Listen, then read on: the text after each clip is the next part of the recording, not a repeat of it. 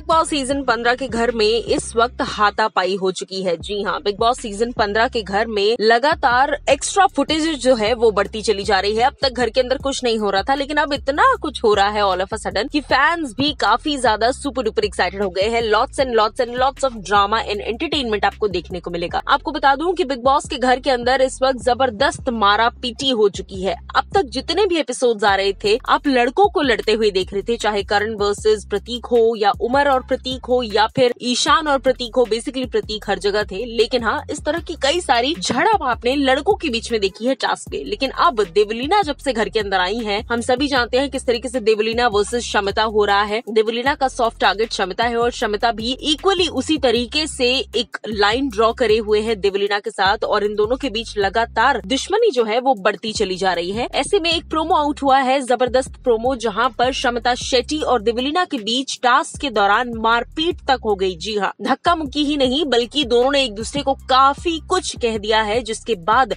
शमिता शेट्टी फेंट होती नजर आई।